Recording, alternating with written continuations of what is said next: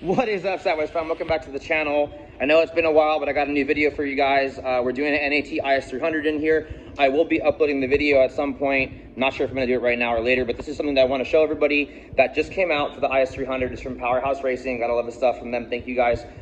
So we're gonna be removing the ABS. There is a new ABS delete kit that just came out with the proportioning valve that we already ordered from them. It is kind of pricey. I wanna say the kit's about $550-ish numbers. It's right here in the box. I'm gonna go ahead and flip the camera and show you what's up. Alrighty, so part numbers right here.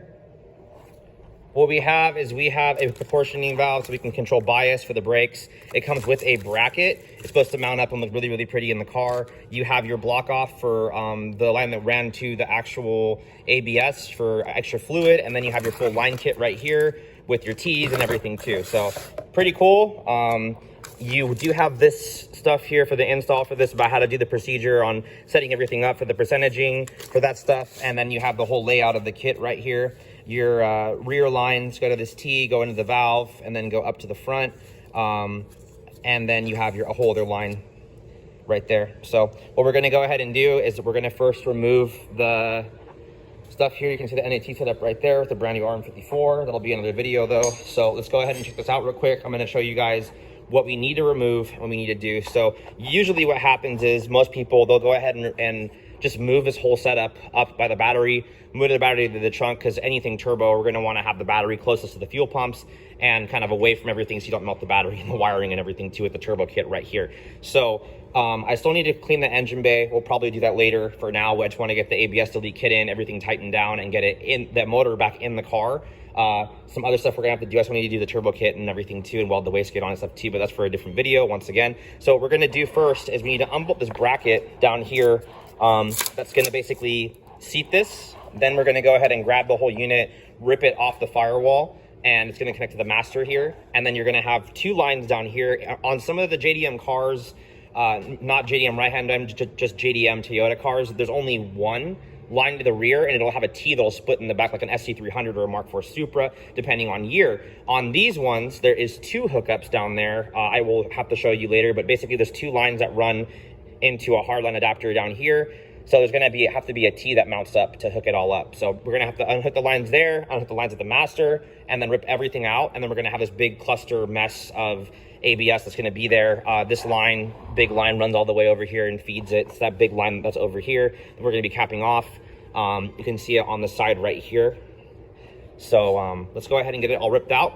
I'll do a quick little time lapse of me taking it out and speed it up for you guys so it's not too overwhelming of just sitting here watching me do it. But I'll be pretty quick. It looks like we need a 12mm or 14mm socket, and we're just gonna get like a typical line wrench for all the Toyota lines so we don't mess them up. We have these handy dandy snap-on ones right here with the line wrench and the regular end on one side, so we're gonna go ahead and use that. So let me get right into it.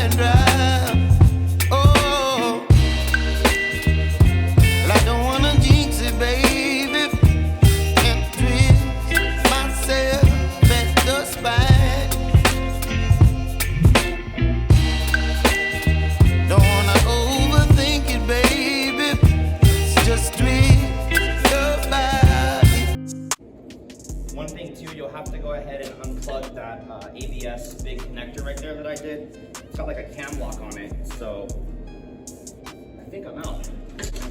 And the whole thing is not out.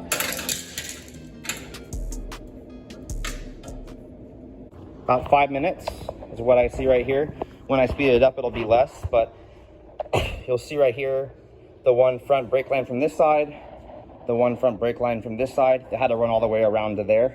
And I don't know if you can see, but down here you can actually see the two fittings right here for the IS300. So let me go ahead and just show you real quick. Look at this mess right here. You get to remove all that. Those are the OEM fuel lines back there. Those are not brake lines, but we're doing a Powerhouse Racing fuel hanger too. So use a lot of PHR products. So let me go ahead and get the kit laid out and let's start getting it assembled. Alrighty, so I followed the directions pretty much down to the T. Obviously your kit will come with this. Kind of different how it's running a straight line into an adapter. They could have just made this in one line, I think. I don't know, maybe you needed to like clear the car, but maybe they're using two kits from like a Mark IV and then just adding two pieces to make another kit. I'm not really sure. But this is the whole kit laid out. You got your front and you got your rear. This is how it was oriented in the picture from what I saw, like this with the Powerhouse Racing facing up. I don't know if it mounts like this, probably facing forward or whatever, but it looked like this in the picture. You can kind of see right there, you can see the bolt holes are facing out and the bracket kind of looks like that. So I might need to mess with this, but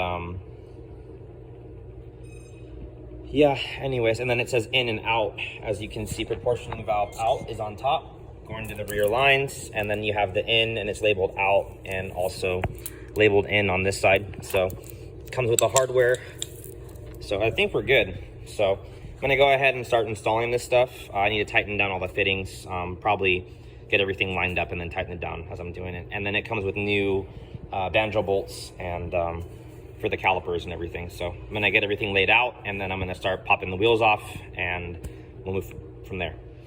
Alrighty, so I've already removed the wheels. As you can see, what we have to do is we have to go ahead and remove these clips right here to get these out. So gonna go ahead and pull that out. I mean, since we're not reusing these, I'm just gonna go ahead and cut the brake line, and I can't do it one-handed, so I'll do this right after I'm done. We're gonna go ahead and undo the caliper line back here. So I'm gonna turn the wheel all the way this way and then just grab the impact gun and blast off the 14 nut on the back right here. And then basically we got new bolts, new hardwares, new washers, all that good stuff. Give me 1 second to cut the line. Alrighty guys, so we're done. You actually have to break the kit apart here at the attachment right here to run the line through for the grommet if you're gonna cut it and make it fit for the OEM grommet right there. Everything's hooked up, everything's all nice and tight. The fitment's really good. You got the 90 line hookup in there, line's already all zip tied and in, runs through the OEM grommet there, and back into the caliper here with new hardware, new washers. So that's pretty much it. I like where the little twisty knob is. It's easy accessible, and the bracket fits good. I did have to reorient that. I had it facing the wrong way, and I kind of noticed when I was hooking everything up, nothing really lined up the right way. So that's pretty much it, guys. I mean, I'm gonna go ahead and get this new setup in this car because I've been waiting on this for like a week from them. We had an issue with shipping with the storm going on. So I hope you guys enjoyed this video. I just wanted to make it so that everybody kind of knew how it hooks up. If they have any problems, I kind of already went over it and kind of showed you. The directions are there, not too hard, and everything from them is pretty plug and play. Anyways, this is a pretty important thing for if you're gonna be doing anything turbo application. I like how the car feels without the ABS. And with the bias controller, you will have a little bit more control of having the braking kind of more adjustable than just with the normal delete kit. I don't think it's necessary, unless if you're doing some really, really crazy racing stuff to get the bias controller. It's kind of expensive. We do make a lot of the kits ourselves, but in the case of this one, the customer wanted a little bit more disability, something really, really cool. And the bay looks a lot better. There's like nothing in it, obviously. So any questions or concerns, hit me up, guys, on Instagram, through YouTube. I haven't really been on too much lately, but I'm gonna try to get back on it, get on the grind again. So I know you guys have been waiting. I'm gonna have some new content coming out here pretty soon. Appreciate you guys. Until next time, guys, peace.